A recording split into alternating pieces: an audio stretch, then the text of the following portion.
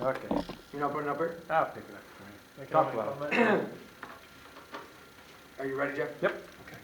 Obviously, a win is great to get. Anytime you can get a win, it's important, especially in non-conference. I believe we're 21-5, 11-2 at home, 10-3 on the road, non-conference, non-BCS, non-ranked. So when you take I think we're getting ready to play our 26th game, Alabama, against ranked and BCS opponents since we've been here.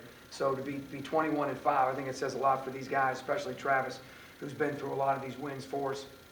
And give credit to Edward Waters that they stuck in there. They made shots. They got to the free throw line and got points that we really didn't want to give up and then let them get. But I thought our guys sustained well. I thought a lot of guys made a lot of unselfish passes. 17 assists is really good. Chris having 5 as a forward, a double-double with 5 assists is pretty impressive. And I thought, Travis made some good passes as well, too. He's the first 20-point scorer on the year for us. So I thought we had a lot of good guys make a lot of good contributions.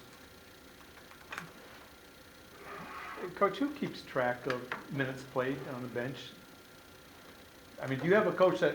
Yes, I predetermined the entire game today. What do you mean by that? I had the lineups already in. I had them subbing at 20, 17, 14, 11, 8, 5, 3. Okay. Both halves. That's why I let Romello foul out. That's why I let Chris stay with 3 fouls. I would never do that in the real world, but I wanted to make sure everybody played, everybody got a chance to be on the floor, looked at a couple different combinations, get guys experience on the floor and play and all that kind of stuff. So that was all predetermined. But yes, somebody does keep track of it. Did you see something that you liked as far as the combination? I thought Bebe and Chris's combinations was interesting. We don't get to see that very often. I can't remember why we had it. Oh, because Romello fouled out. So that was kind of a neat thing to have. I'd like to see Romello and Travis together too, just to kind of see what that combination gets you. Because Travis is such a good ball handler and he's able to play on the perimeter like these guys are. So that would be interesting. I think we did it in one of our scrimmages. It was pretty effective when we did it.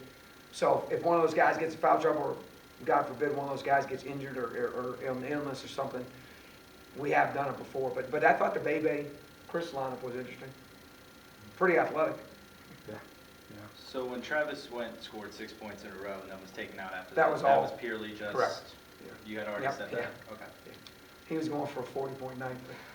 And now if the game is a regular closer, it's a closer game. It's a regular game. Travis scored 6 points. You're now up by 5. Do you keep him in that situation? You know what? That's a really good question.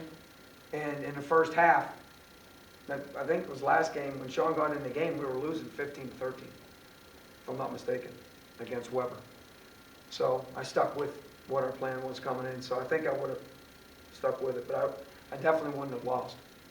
Meaning I'm not gonna go with those principles and lose. Is this the first time you've done something like that? No, we did the same thing as Weber. They were the same. If you look at the minutes, besides Romello fouling out, I'm almost positive Romello played 20 against Weber and Bebe played 20 because these guys got taken out at the 5-minute mark and didn't get back in either half, if I'm not mistaken. So yeah, we did it against Weber. The only thing different in this game is Bo didn't score. Yeah. What is with him? I mean, it's like he's up and down. He's so inconsistent. You don't know what you're going to get from one game to the next.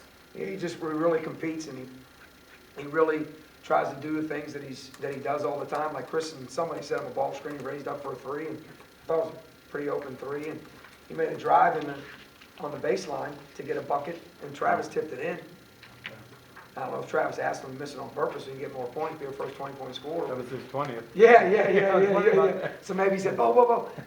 But I can't answer your question. He was in the gym shooting this morning with me. He came in and shot that pregame. So I can't tell you.